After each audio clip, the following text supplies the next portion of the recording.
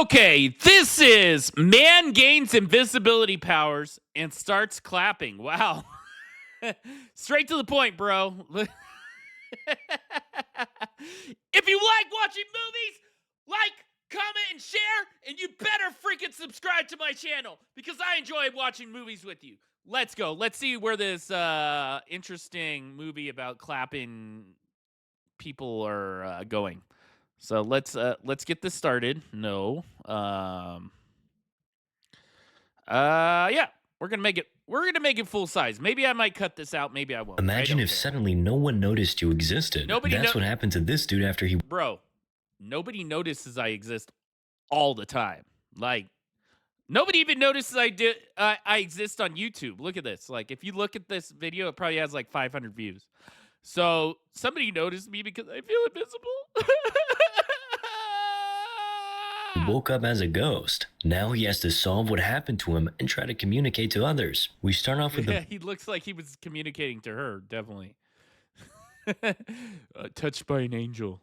Bunch of people at a dinner table outside a house. They're celebrating Nick. His mom is giving a speech, and she mentions that Nick's dad is late. Nick stands and leaves the table. Oh, Nick has daddy issues. That's his problem, you know. That's why he's clapping.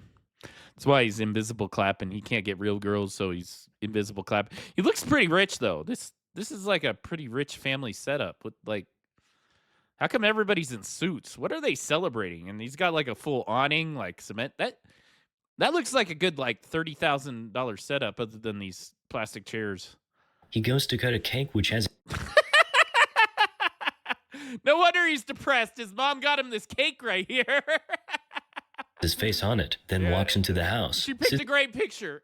Wait. Sits on a stool and points a pistol at his face. No, Nick, but just before he shoots, he wakes up. It was all a dream. Now he's at... Yeah, it was all a dream. Everything was a dream. This whole life is a dream.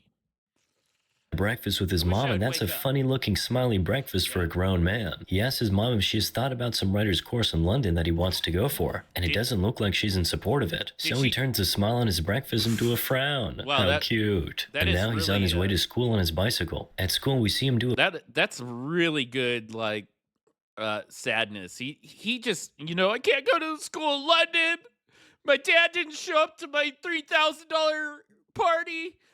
And my mom got me a terrible cake picture with my face on it. I look like a dweeb. You are dweeb. A business exchange. He did homework for some... Oh, business exchange. Oh, homework. Guy. After handing the homework to the guy, his girlfriend sneaks up on him, asking if he'd be coming for a party tomorrow night. But he's... Dude, he looks so depressed. And his girlfriend's like super hot. Look at this. Like, oh, man, you know my dad didn't show up. My cake was crappy. Where was his girlfriend at the birthday party? Or was that a dream? I'm not sure. Be busy. Next, we see two guys and a girl trying to get some money from this guy. Apparently, he owes them. The leader... Two guys, one girl. I like where this is going. ...of the gang, Annie, threatens him with a knife, but she doesn't really do anything except... Two girls, one knife. Oh, wait. Two guys, one girl, and a knife. He looks like he scratch him on the finger. Now we're in Nick's class and a guy's reading his homework to the class. The teacher asks Nick to top that. He goes, yeah, top it. He's going to top it right now. He's topping it. Okay, Nick, let's hear your story. Let's do it. The front of the class sits on the table. Dang, he's looking, he's making it. That classroom is his. That's his classroom. Do it, Nick. Let's see. And reads his own work. It's good poetry, but his classmates seem bored out of their minds. So once... Yeah, but to blame them, like, it probably wasn't your poetry. It's just that's how they act in class anyways. This teacher looks like a Karen or something. They're like, I'm checking out. It's not your poetry. Although your poetry was probably boring. Once the bell goes, they all pack their bags and leave. The students are now in the cafeteria. The guy who was scratched is Nick's best friend, Pete. Nick is just abused, man. Man, his life sucks. Sometimes I just wish I was invisible. Nick is telling Pete he needs... So I can clap girls. needs to stand up for himself and not let people push him around. Pete said... You better stand up for yourself, bro. Yeah. As he can't. So Nick goes to fight for his friend. He goes and pays off Pete's debt and whispers in Annie's ear, "You are so broken." Dude really thought he was going to get away with that, but Annie only gave it a few seconds, then attacked him, landing some punches on his face. Now He got beat up by a girl. You're a wuss. Annie's way cooler than you. of them are waiting to see the principal and are having a little You think are you gonna like do you think they're gonna like he's gonna clap the bully? Like is the bully like kind of fugly because she just has like a she just puts is this one of those girls that they just put her hair up in a beanie and like put a sweat jacket on so you're like, "Oh man, she's ugly," but like when she takes it off, she's like, "Ah." I'm not sure. It's like one of those. heart to heart. She tells him he's not better than her because he sells essays. He admits that he's a Mm, hypocrite, then the principal comes and sends he is Annie a home. hit. Then he He is turns a to Nick and hypocrite. tells him to stop wasting his time on lost souls like Annie Newton. Yeah. She has no future. You do. Don't let us down, he says. And Nick's You only have reply no is, future. "Can I leave now?" Then we see Annie back home. Her stepmother hasn't made her brother dinner, so she confronts her about it. Oh, her. Uh-oh. She's got daddy issues. We got daddy issues. We got a stepmom that smokes and probably drinks. I don't know. I'm assuming. This causes an argument between her dad Uh-oh. Oh, the dad's there. Okay. and stepmom, but Annie just goes upstairs and makes a sandwich for her brother, Victor. She's got like a switchblade that she cuts sandwiches with. Victor asks her if That's she'll cool. be going out tonight, and she says yes. You can see the boy's mood change. Over at Nick's house, we see Pete arrive and tease him about getting beat up by a girl. Relatable. Pete now asks Nick about that same party, and Nick You just got beat up by a girl, Nick. Why is your hot girlfriend still with you? Like, you obviously can't, like, defend her. says he I'd break won't up with even you, be Nick. around by tomorrow. He'll be in London for the writers' program. His mom's not going to let him go to the writers program, bro. His mom doesn't even know, but he's going anyway. According to him, Mm. she's always trying to micromanage him and be on top of everything, but Look he's at that. not going to let her have this one. Now He'll we see let her Annie have get in it. a car with her boyfriend, Marcus, and they're off to rob a jewelry store. Oh, Annie look at her boyfriend.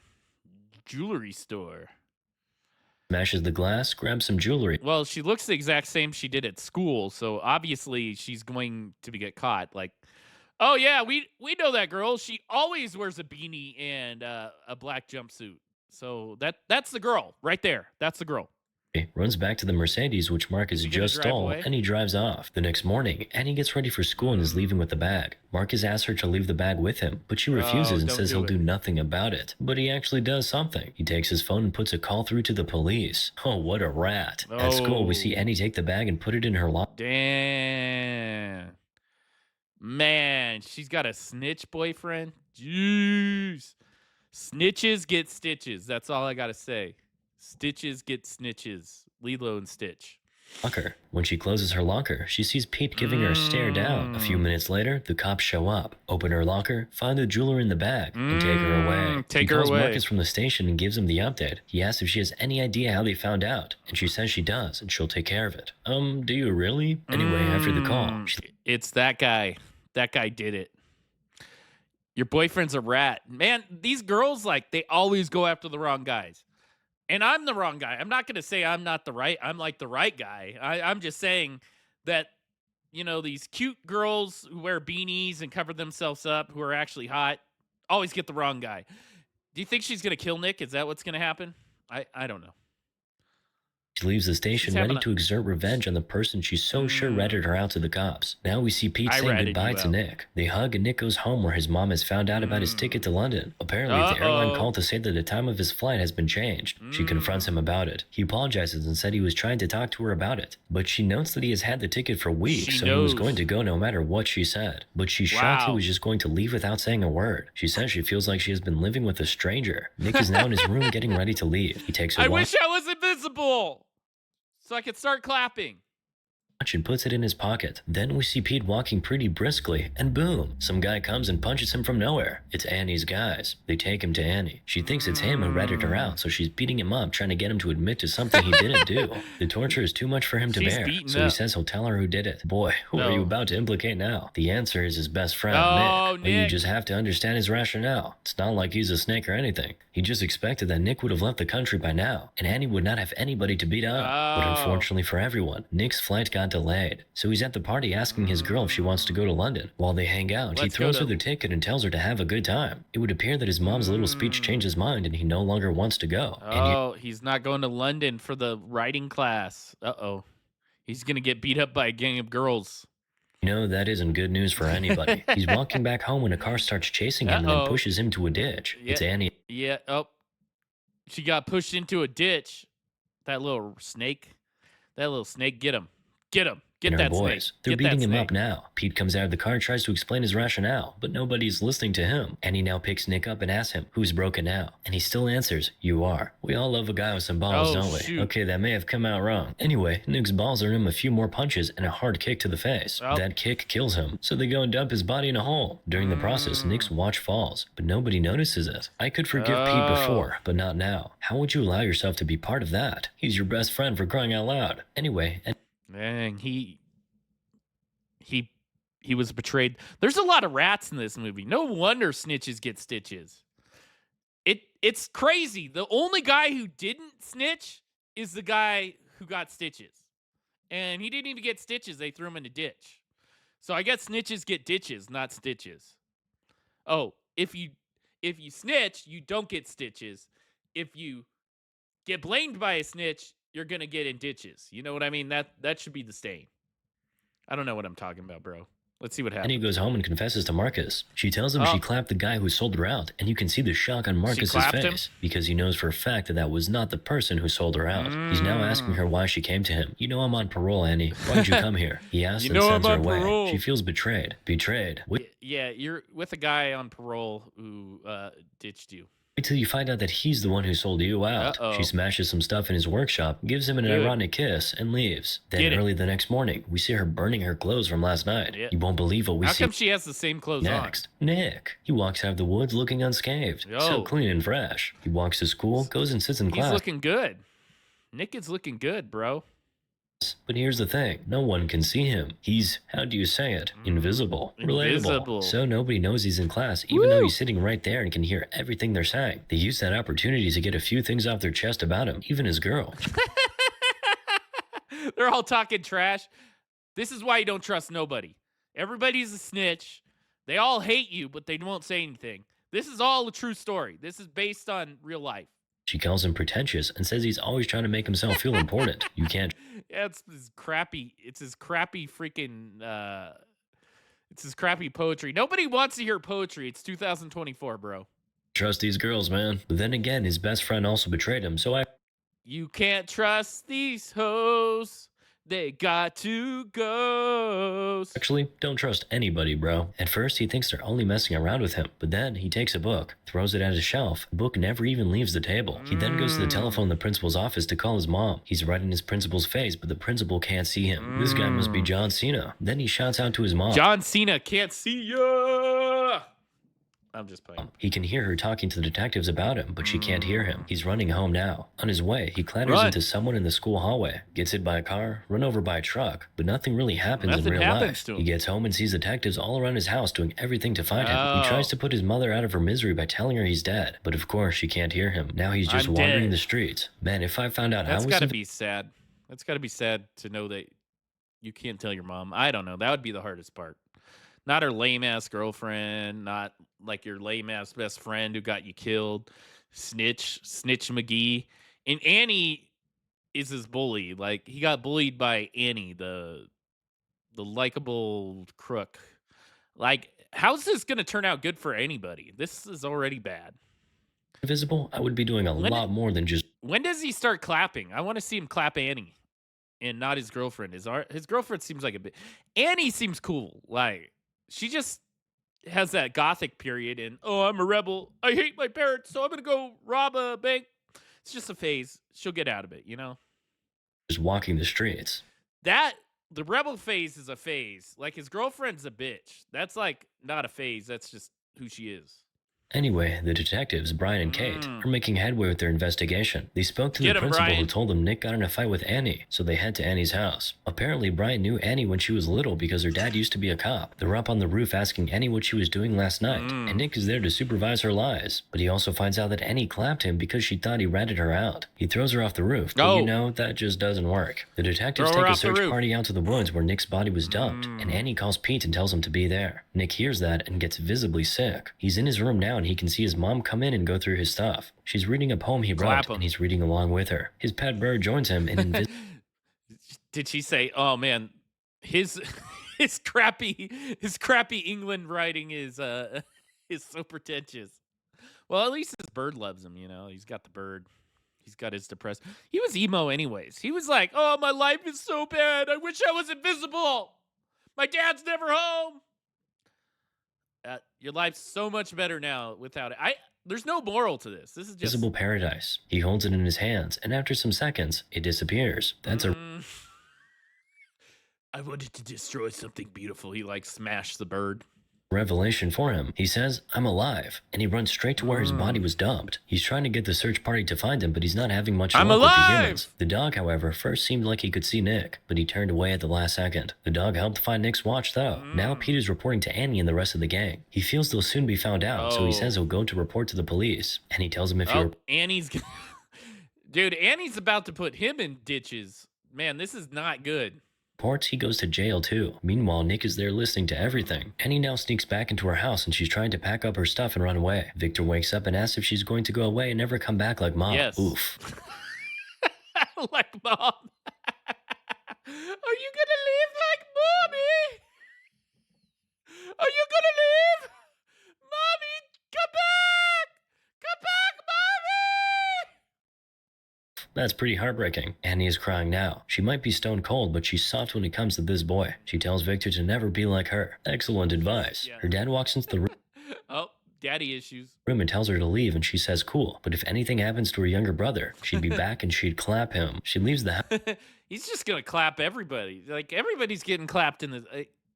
Can she come clap me? I don't. Like. I just want to be clapped. And Nick does one of his monologues again, telling her her horrible family dynamic doesn't excuse anything she has done. The search in the woods intensifies. We can see choppers and ambulances now. A professional says if Nick is alive out there, he has 2-3 days tops. Now we get a visual of Nick's body, and we see his fingers twitch. He's Oh! really alive. Detective Brian now Is goes he to in have like a word a? with Mark. Is he in like a? Wow. Is he in like a? Like a coma? This is like a coma detective. I saw a detective game where like he dies and he's solving murders dead. That was pretty cool.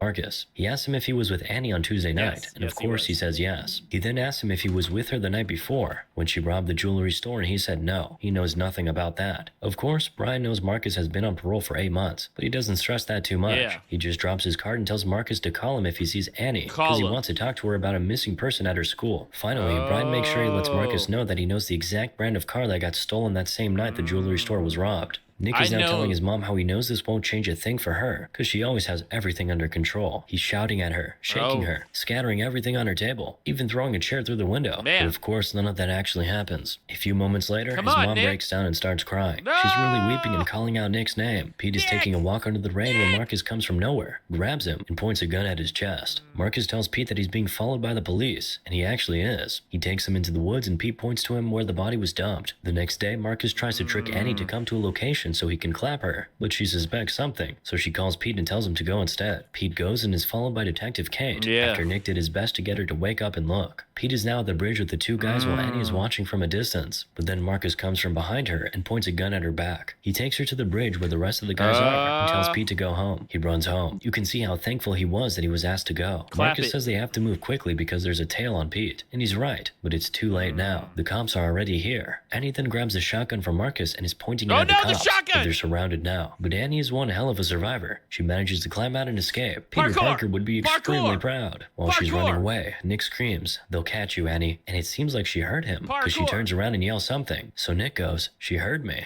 She goes to a club and He's gonna clap her. When's he gonna clap? He's supposed to be clapping girls. He's invisible and he can't clap. Okay, but she can hear him. sells a ring which belongs Maybe it's guilt. to Marcus to some guy. After he pays her, she decides to stay back and do a little dancing. She takes off her hoodie and beans. Oh, she's gonna be hot. Is she gonna be hot, guys? If you think she's gonna be hot, put it in the can. She's gonna look at. She's gonna let her hair down. This is gonna be good. Let's see this Annie. And is now doing the signature white woman dance while Nick is just watching her. The Yeah. next day, she goes to her mother's grave, and she says she's sorry. Then Nick starts Look at that talking about how sometimes he wishes his mom died instead of his dad because of how much pressure she puts on him. I thought his dad was like on a business trip. Okay. He now reaches out to Annie and touches her shoulder. He says he knows she can hear him, so he tells her just to tell them where his body is, but she just stands up and leaves. He follows her. She breaks into the school at night and puts some money in an envelope for Victor and puts it in her locker. Nick is there to tell her he's dying and he doesn't have much time left. And ironically, she's the only one who can save his life. She's the only one who can hear him. Listen, bitch. No. Tell she can hear his voice in her head, so he screams her name and she turns around, but she can't see anybody. She's my name. miserable now. She goes to take a shower and being Dang, Nick is coming. Clap it, Nick. Get it. Nick's about to clap. Finally, after 10 minutes of watching this, I bet you he's just gonna be like some. I bet you this is gonna be some lameness. He's closing his eyes. He's a wuss. He needs to clap. He needs to clap this girl. That's the least he should get for her, like dumping his body somewhere. You know. a good boy. Nick makes sure not to look. Meanwhile, Nick, that was looking. the one in the hole that is, opened his eyes at this point. Annie is sleeping now on the basketball court and Nick is right beside her, running his hands through her body and calling out her name. He oversleeps and is woken up by the basketball team that comes in for practice. How are you a ghost and oversleeping? Or sleeping at all for that matter? Anyway, now we see Annie in Nick's house. When is he gonna clap? Come on, bro. Come on. We all know you want to clap Annie. Come on. She took off her hoodie. She was like, damn, look how hot I am. She's got that nice, wavy, curly hair. Come on. She's going through his old photos and getting nostalgic. Do not tell me these two are falling in love, because even Nick is out here smiling while his body's decaying in that hole. Thankfully, Nick's mom comes in and kills whatever romance was brewing. Annie runs out of the house and straight into the woods to where they dump Nick's body. And Viola, the body isn't there. Nick is telling Annie that someone was there to move his body and he's asking her to think. She sees the substances that she found with Pete days back, and that tells her that Pete came and found the body. What is Pete doing? Like, he needs to stay out of this, like, whole situation. He just needs to, like, not exist, you know.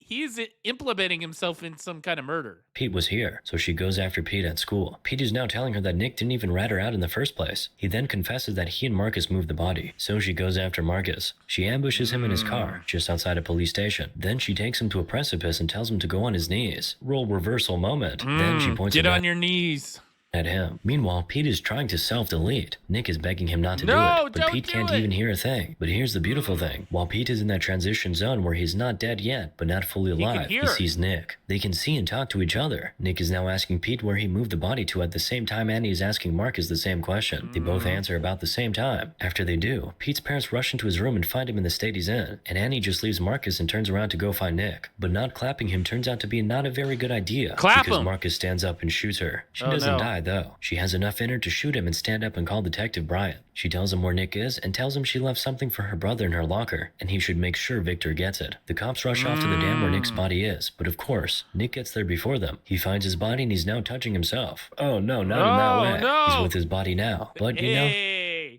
don't touch yourself, Nick. This is a children's show. He can't save himself. The dam gates open and Nick is drowning. Kate calls for the gates to be closed and now the cops are looking for Nick. Brian finds him and they all rush there. Indeed, he's alive. They rush him into the ambulance and Annie's there watching from a very far distance. She's still bleeding. She gets into her car. Is she gonna die? Is she gonna talk to Nick? Touch her? Is he gonna touch her boob? And sort of blacks out for some time. She's woken up later in the evening by a cop who asks her to come down from the car, but she doesn't and just drives away instead. As expected, they start chasing her. At the hospital, Nick's mom is watching as the doctors try to save her son. The police finally surround Annie and they all have guns pointed at her, but she hears Nick's voice in her head saying, "I need you, Annie, I need you." And that was all the fuel she needed. She steps on the accelerator and drives through the police blockade. She gets to some place, dumps the car, and completes her journey on foot. Where does she go? The hospital, of course. Nick directs her to where his body is being operated on. She gets there, Nick's mom goes, "You have some nerve," the moment she sees her. Nick tries to play peacemaker, but, you know, Mama can't hear you. So Annie has to do it all on her own. Mom doesn't like her. Moms don't like women already, and now, like, you just tried to murder her son, and I don't know what you're explaining to her, but She just has to talk to Nick, but Nick's mom lands a slap on her Oh, face. Annie then slap, tells her that Nick is here, that she can feel him and hear him, slap. that she knows What what did he the hand wants. say to Of the course, she face? doesn't believe it. Slap. So, on Nick's directive, Annie tells Nick's mom about that time she was in his room reading his poems and how he was with her then. She now asks Annie. You know those crappy poems your son writes? I read them, and I actually thought they were good, unlike his bitchy girlfriend. And guess what? When I take off this hoodie, I'm actually pretty hot. What she wants, and Annie says she just needs to see Nick. She can help him, but his mom says no. I Annie can hands her help her you, gun and says she knows she can bring him back. She finally lets her go in. Annie is now running her fingers through Nick's body. She apologizes to him. Dang, clap, clap, clap. They're about to get a hospital clap right here. Look at that. Look at her. She's got that clap face. I'm ready to clap you, Nick. Wake up. I want some emo loser that I beat up. And begs him not to go. She Don't takes go. off her necklace, which once belonged to her mom, and puts it in his hand while she joins him on the bed and snuggles with him. When she does that, the invisible Nick disappears, and the real Nick wakes up and calls Annie's name. Annie says she wanted to do one good thing, and Nick tells her she did. She saved him. Then Annie taps out. Then we see Victor playing with a toy plane, and Nick Yeah, shows she was shot. Did anybody remember? Oh, is she dead? up and has a conversation with him. Victor says his sister died, and Nick says they should send her a message. Victor's message is simple and short. Hey, Annie. Annie died. Come on. Oh man, this is sad. Look at the kid, man. Like that's a cute kid. You left your cute kid to get shot. So Nick writes that on the plane for him, and they fly it. Moral of the story? I don't know, but that was sad. Imagine if suddenly no one noticed you. There's absolutely no moral to that story. Yeah, I didn't understand it either. Like, don't. Well, there's no clapping. I'm still waiting for the clap. Maybe I have the clap. I don't know. Well, if you enjoyed that, no story moral, but Nick's alive. Nick's alive. I guess that's good. He didn't get clapped, or he did. I'm not sure. They use clap in a different context as I thought it was going to be used. But definitely, if you enjoyed this story, like, comment, subscribe, maybe give me some suggestions. I always want to improve. I appreciate you guys. Thank you. Thank you for everything. I wouldn't have these plaques right here. This one's upside down if I didn't have you guys. So thank you.